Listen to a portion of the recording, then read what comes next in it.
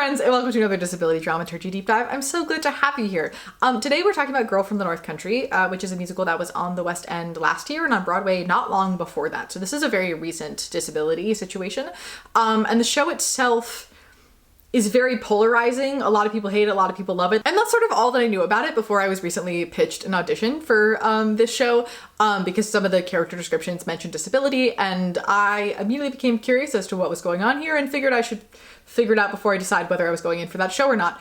I'll let you decide which choice I made. If you're new here to get housekeeping things right out of the way, hi there, hello, I'm Sydney, my pronouns are they, them. I'm a performer and disability historian. I make videos about disability or disability adjacent stuff in science, history, education, and media. And in the series, we break down shows that either implicitly or explicitly involve disability to academically demonstrate that disabled stories have always been a part of the media canon and always will be, work on our critical thinking and media analysis skills, and talk about ways to more ethically stage and talk about these shows. Always with a cool, that happened, now what? Sort of mindset that doesn't like point fingers directly at people, but instead lovingly pushes our industry forward and unpacks the fundamentally flawed system on which it was built, because that's how these things happen, not so much in like individual failures, for lack of a better way to phrase that. It's a really great time. We have fun here. If you want to see more content like this, I have a playlist of my other deep dives linked below in the description for you. You can also find my source list while you're down there, and the link to my Patreon if you want to support me and make me able to make more content like this. I am currently in the process of planning a trip to London specifically for this series because somebody needs to talk about that specific show, so any support is greatly appreciated. And if you want to see what that specific project entails, feel free to subscribe or leave a comment, hit any buttons below so you stay up to date with whatever academic shenanigans I get up to. Also, for friends who need it, I'm a white young person with light brown curly hair that is just beyond shoulder length. I am wearing a dark gray t-shirt with a like dark green sort of military-ish jacket on top. Cargo jacket, is that a concept? I'm sitting on a dark gray couch, which is in front of a plain wall, and there's some leaves above my head. I also want to add a content advisory because I forgot. We will be talking about themes of racism, ableism, that's par for the course of this channel. But also this specific show includes some discussions of SA or potential SA, of suicide, and of mercy killings.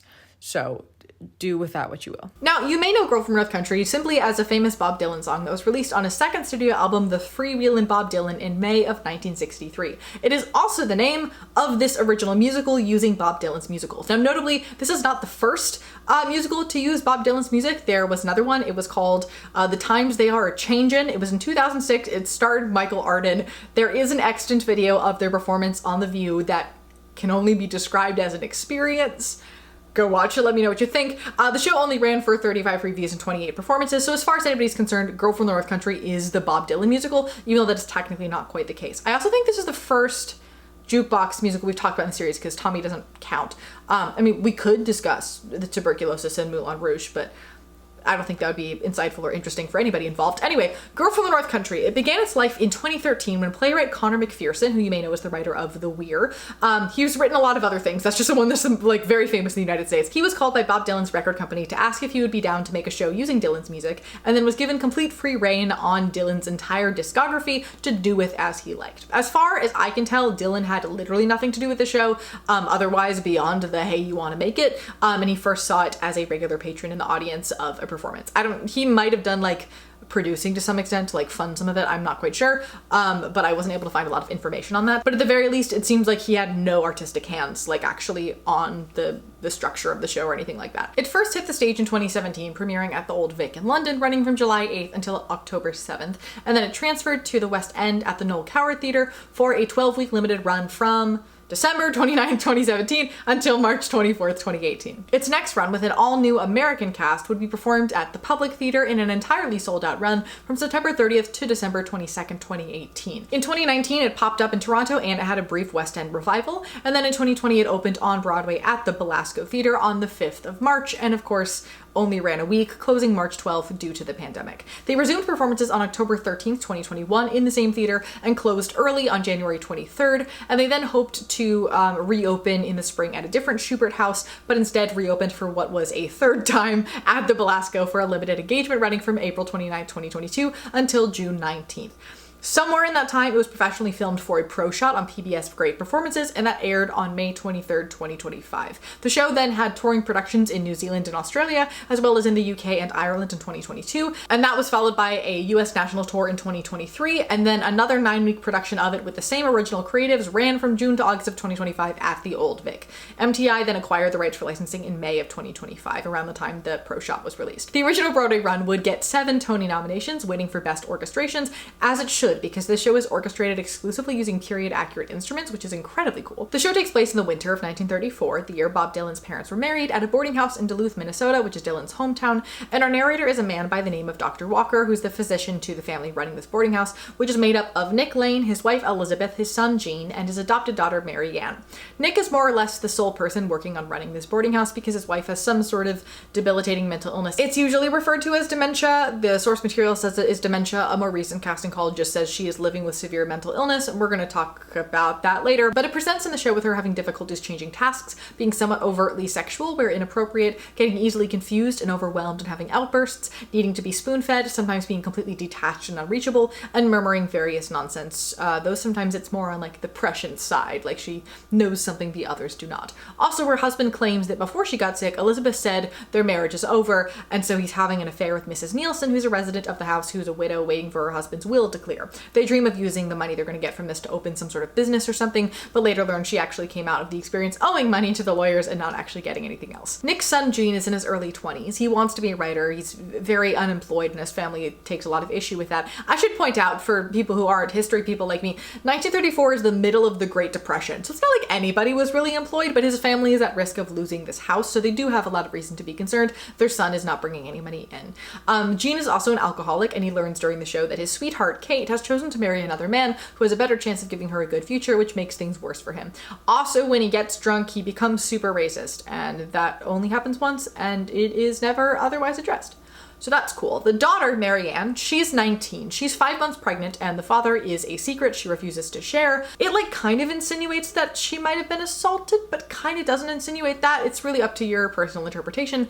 The family took Mary Ann in as a baby because she was abandoned at the boarding house.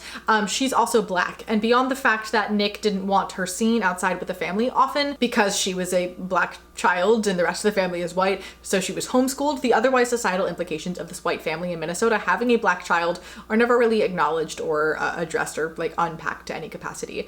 Nick's plan to save Mary Ann is to set up an arranged marriage between her and a local guy named Mr. Perry, who is a very old man and both kind of creepy and kind of a loser. She spends the entire show trying her best to stay as far away from him as possible, which I deeply respect. There's also another family that lives there, Mr. Burke and his wife Laura and their son Elias. Elias is developmentally disabled of some sort. It's usually discussed as being autism in conversations around the show. It definitely also includes intellectual disability to some capacity. Elias stutters and very rarely speaks, but when he does, he says things that don't seem to make much sense, and he doesn't have a lot of physical control, and so he becomes very violent at random moments, almost breaking his father's wrist one time and almost strangling him another time. The plot starts, as you can tell, this is so much of a slice of life kind of show, there isn't really a plot to it because the slice is so small. But after we've met all of these characters, we meet 2 men who arrive at the boarding house together. A Bible salesman named Marlowe, who's often jokingly referred to as Father, and a boxer who has had some bad luck lately, and his name is Joe Scott. Joe is also Black, and he spent some time incarcerated for another man's offense.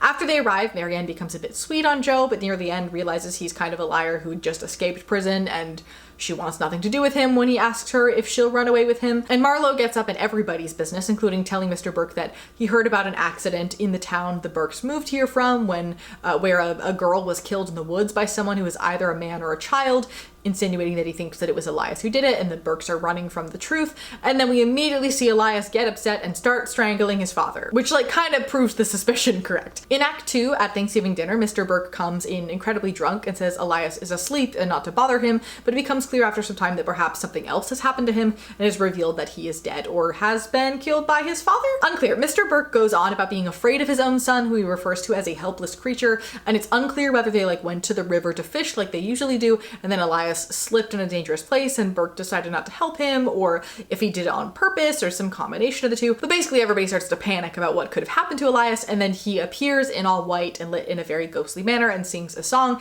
and then the parents leave the boarding house to go elsewhere for the funeral and the burial.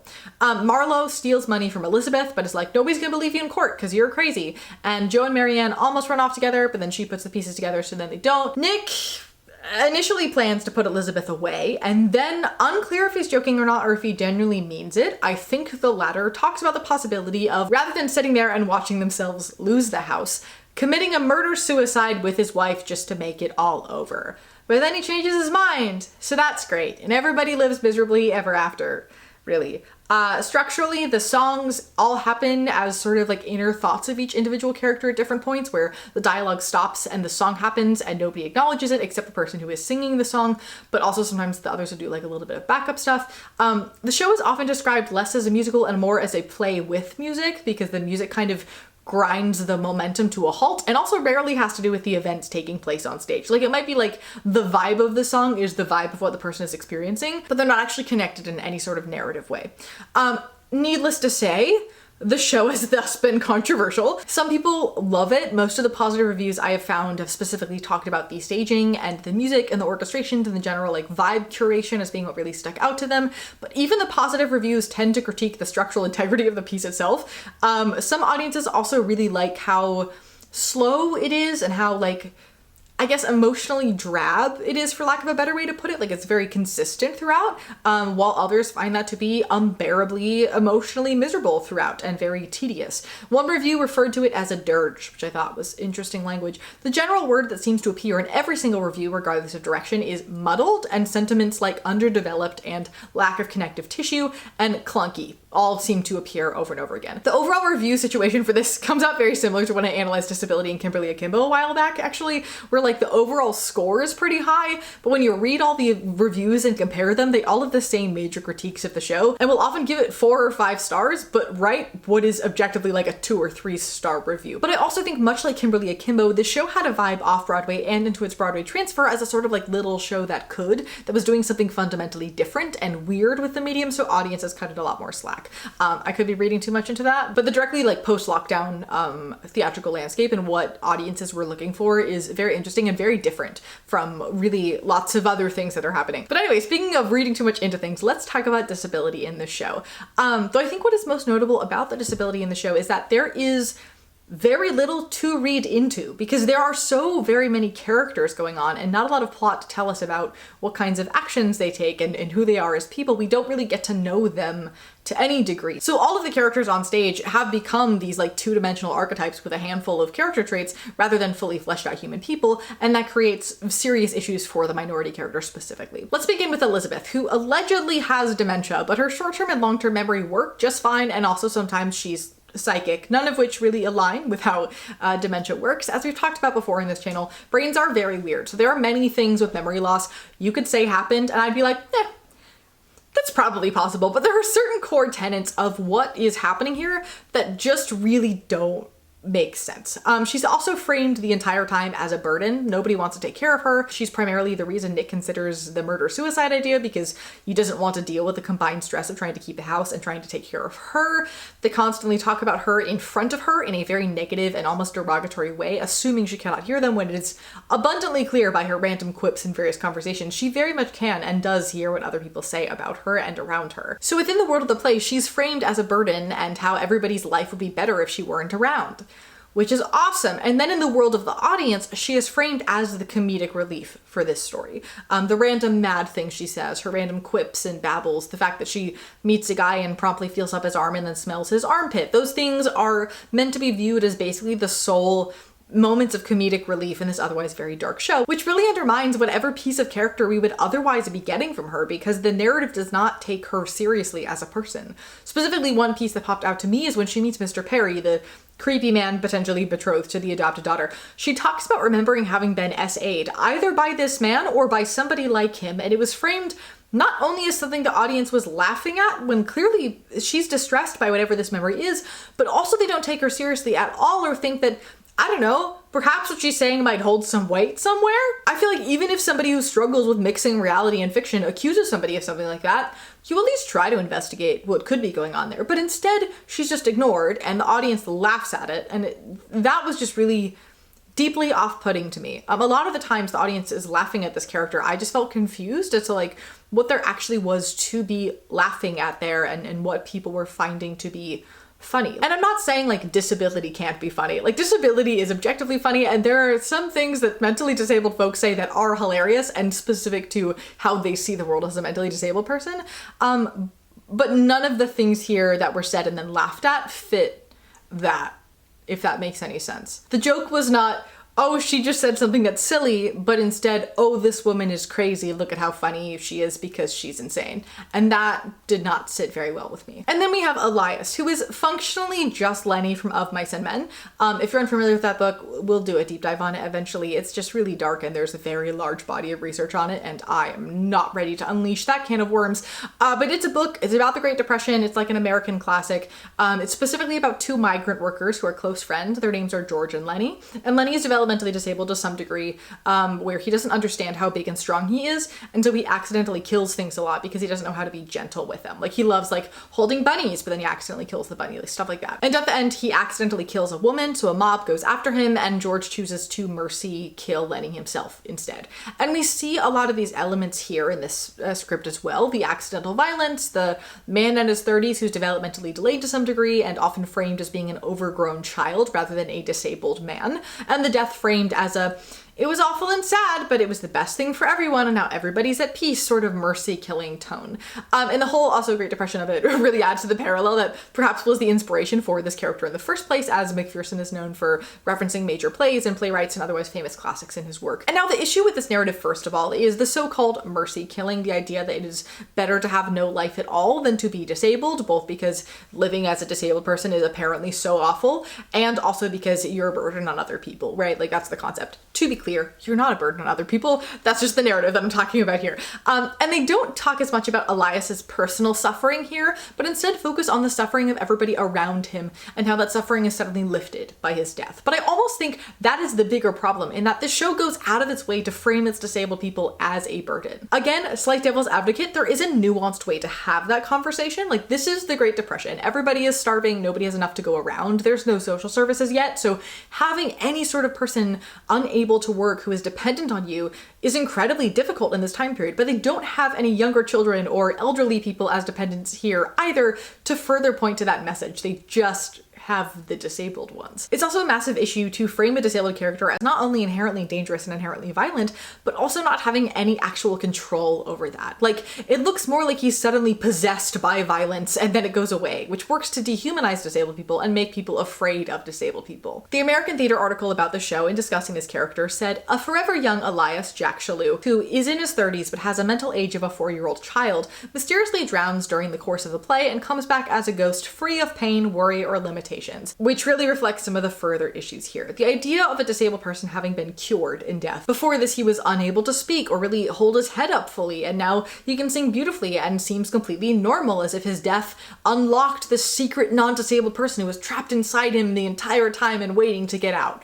Is a huge problem. We also have this whole mental age situation, which we discussed at length in my Light in the Piazza analysis, which I'll link above. But basically this idea of mental age is created as part of the IQ test in the early 1900s, which is of course a part of the eugenics movement, which is a red flag, where you would get an intelligence score, and if it matched your age, you were of normal intelligence. If it was above, you were gifted, and below that, you were intellectually disabled. This has, of course, changed a lot in the last well over a century as we learn more about intelligence and how difficult it is to empirically measure something like that because it is so difficult to empirically define. Most people alive today and thinking about the idea of mental age use it to mean this person is developmentally at the milestones typical of this age group as a sort of oversimplification to get basic understanding across, even though that is usually interpreted by most everybody else as this 30-year-old is actually 4, when no, that's a 30-year-old person who has lived for 30 years and has 30 years of life experience and happens to be developmentally disabled and so may understand certain things a bit differently. Mental age is not something that has been used, or at least should be.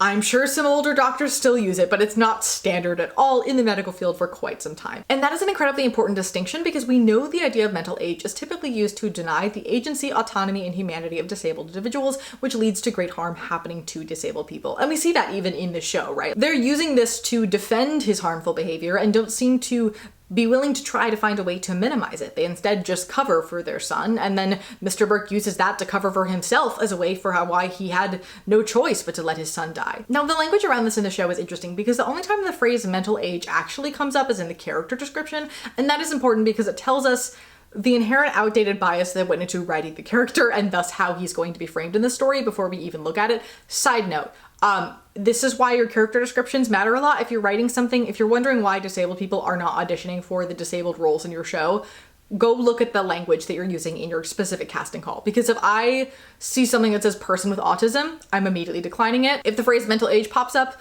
immediately declining it. If the word neurodiverse is used incorrectly, I'm probably declining it.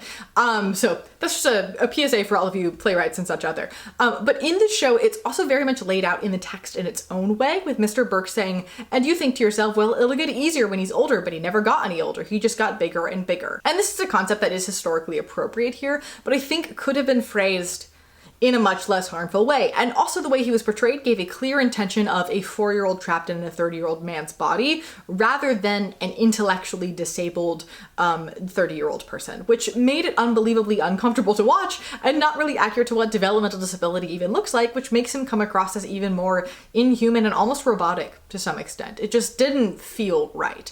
I also want to note that alcoholism and addiction are disabilities as well, and Gene being super racist when drunk and then that never being addressed is very weird and almost feels like it's condoning that behavior to some degree, or at least saying, hey, he's close with his black sister, and so he's normally fine and not racist. It's just when he's drunk that he's suddenly super racist, which is incredibly weird, and I'm not a fan of that in the slightest at all. The only saving grace I could give for something like this is that we do need to acknowledge the time period it takes place in, but the thing is, these things aren't outdated in a period accurate way, and much of what is outdated is not the specific character portrayals, but rather the narratives itself, which is a little bit harder to devil's advocate for. But that brings us into the now what portion, where we try to figure out what ethically staging this show in the future might look like. Now, the thing that put the show on my radar as something to analyze was actually that my manager found a casting call for it regionally and flagged it, that it had disability language in it, and sent it my direction. I don't know how I put the story in my script twice, but it makes no sense to remove it from either section of the video. I tried, so sorry that you had to listen to that again. By the way, to all of you lovely kind humans who hear about a disability-related show happening in the United States with equity actors in it and then immediately DM me to ask if I'm aware of it or I've heard of it, I probably have known about it since well before casting happened, because my team sends me those things immediately, but I'm always honored to know that I'm the first person you think about when you hear a new disability show. It's great. But the reason I bring that context up here is because that theater's casting call described characters differently than how they are portrayed in the original production, which has led me to wonder if changes have been made for the licensed regional version of the script. I found one audition from 2025. That one used the audition breakdowns from the tour, but the only other audition I could find has a completely new one, and the licensing is otherwise not yet available, so these are probably regional pilots or something like that. But for the sake of argument and further discussion, we're going to compare the casting calls because I think it's really interesting. Specifically, if we look at the original National Tour EPA, which stands for Equity Principal Audition from 2023, Elias is described as early 30s, his son, a grown man with the developmental capabilities of a 4-year-old child. Although he has a sweet and benign spirit, he has a physical strength that he doesn't understand or know how to control, capable of creating an expressive physical life. Versus if we look at the breakdown from this regional production at the Wilbury Theatre in Rhode Island that was casting in February, he's described as teen, plays younger, male identifying, Nick and Elizabeth's son, lives with a cognitive disability, sweet-natured, sensitive, and easily overwhelmed, truthful, and honors the role with dignity and specificity. So completely different age range, first of all, which completely alters this character and many of the issues therein, actually. A young, developmentally disabled teenager definitely should also know how to not actively harm people, but there's a lot less weight there than if a character is in his 30s. If you look at Elizabeth, she's described in the Tour EPA as Nick's wife. A complicated and contentious woman at the best of times, she is now struggling through the haze of progressively worsening dementia. She had long ago fallen out of love with her husband, but the two are now forever tied together by the needs of her caretaking. She is still more than capable of showing flashes of the woman she used to be. Tough, acerbic, and ferocious defender of her 2 kids. But then regionally here it says, once sharp and socially capable, now living with severe mental illness, with emotional transparency and specificity, fragility, sudden clarity, and presence, which changes the language from dementia to severe mental illness, which is, again, a big change. Now, I wouldn't put it past the Wilbury to make big changes casting-wise and character presentation-wise in the disability sense for this production, because Rhode Island Theatre is typically very up-to-date on disability conversations, particularly around neurodivergence. We talked about this in my Christmas Carol video, actually. But I think whether these character breakdown changes are indicative of new licensing changes or just this Rogue production making artistic choices themselves. And for everybody's sake, I hope it's the first, but if it's not, Wilbur, you're crushing it and you're doing great. I think these changes already are the way to go and greatly improve some of the issues we've talked about. I also wonder if in staging there might be a way to offset some of the issues with Elias and Elizabeth by framing them both more earnestly, specifically with Elizabeth trying to make sure she's not the butt of a joke, and with Elias having him be very physically reactive to everything. So it's not just like, he's chill and calm, and then he switches into murder. So it comes off more accidental and at least partially a parenting issue and a boundary issue. Like, you know to not do certain things to this person because it overwhelms them and they will react strongly, and then those boundaries are crossed, for example, rather than like he's like that, that's scary, because that's not really helpful. And I say this with the caveat, of course, that some things like this cannot be controlled, and it is not a parenting failure for a developmentally disabled person to communicate physically, especially in this time period, which is before autism was really a utilized term. But in this particular case, because it is such a strong transition between the two, it is notably weird, and it leans more toward being that, especially because this is a time period where parents were institutionalizing their disabled children more often than not. So a lot of what's going on here does not quite add up, because with his level of support needs, it is very atypical for them to have kept him in the house in the first place. Like, I'm glad that he's with his family, but it is historically odd. I also think his visual aesthetic can be changed a little bit. Like, after we dies, we see him singing this song, but continuing to be disabled, and perhaps being in what he was wearing before, but he's wet now, rather than, oh, he's suddenly an upstanding citizen in a perfect suit with no connection to his disabled self at all because he's cured in death and now he's happy and great, as is currently the standard. Also, authentic casting in any regard would be helpful here, because a lot of how he was portrayed in the original production by non-disabled actors, no fault to them, this is just how it happened, made the discomfort of watching this character much higher than it otherwise needs to be, because it was clearly based on outdated media portrayals of various developmental disabilities to some extent. In staging Elizabeth, I've actually been thinking a lot about Call the Midwife here, because I've been slowly working my way through it in my free time, which I have little of, but I'm still managing to watch a lot of Call the Midwife. There is a character whose name is Sister Monica Joan, who, like, might have dementia. She might just be really weird and strange and find joy in speaking in riddles and doesn't understand social norms. It's truly unclear, but she does have moments where she has complete lapses in judgment, or she runs off, or like things like that. And she can be quite funny, and it's never quite clear what is, you know, whatever mental illness she might have versus what is just her being different. And she's also treated like an important part of the community. They try to listen to her as much as they can, even if what she says doesn't make a lot of sense. They read the emotions behind what she is saying rather than the words she's saying, because the words don't always make sense. And so it feels very grounded and real, and also not like she's magically able to predict the future sometimes. She just sees patterns other people don't see because her brain works differently, and that can sometimes take time for other people to catch on. And I think there's only so much that can be done within the current given script to change her portrayal to coming more across in that direction.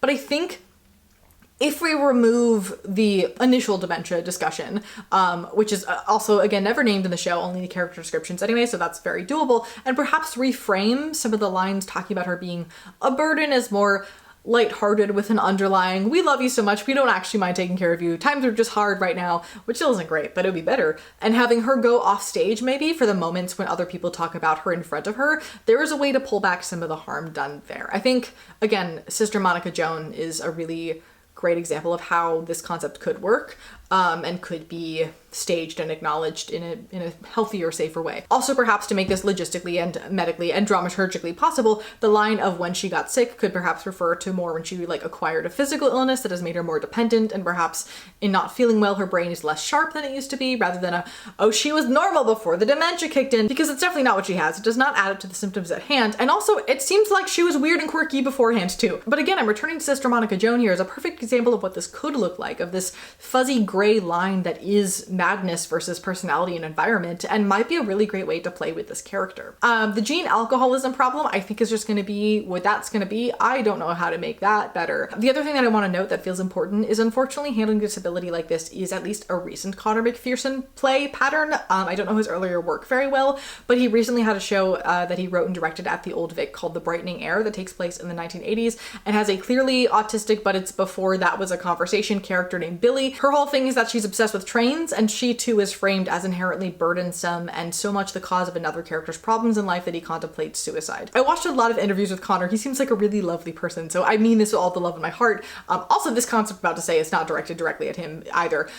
For anybody, if you're both writing and directing something, you need to hire a dramaturg. I beg of you. Just in general, dramaturgs are your checks and balances. We save you countless times over and help you confront holes in your work and fix them, so reviewers down the line don't have to complain about them because now they're gone. But on top of that, if you choose to include disability in your story, not only do you need a dramaturg because you just do, because you're writing and directing it, but you also really need somebody whose expertise is in disabled storytelling, who can go, hey, I think this is what you wanted narratively from this character. How can we get that feeling across in a completely different way that doesn't actively continue really old stereotypes about a minority group of people? I think that was sorely needed here, and I didn't see the writing error, but based on reviews and stuff that I could find, I think that would have helped there as well. I will very much say that I have worked on a couple productions that had disabled characters, and once we talked about what the point of the disabled character was and why they were there narratively and what the goal of having that character was, I have had the playwrights remove the disabled characters. And I actually think that's fine. I think there are some places where having it in there actually causes more harm than good. And if we're going to be doing representation, we need to be thoughtful about it. I think both in here and with the other one, it was just kind of like,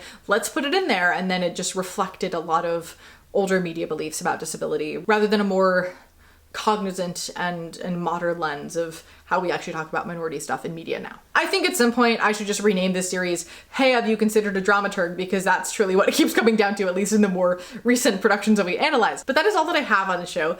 Because it was so recent and so popular, and also there's a pro shot of it that came out recently, I bet a lot of you have seen it. So I'm really excited to hear a lot of your thoughts. I tend to review things that are obscure, so I'm excited here to get other people's opinions. I found in trying to read through everything I could track down on the show that most people are so caught up in the various narrative issues of it that they didn't mention the issues with disability and race in the narrative beyond maybe half a sentence maximum. So I'm curious where getting the proverbial ball rolling of this conversation leads us. But as always, thank you for being here. Thank you for being. Remember, critical thinking is really sexy. Hire dramaturgs, and I look forward to seeing you, my dear, in the next one.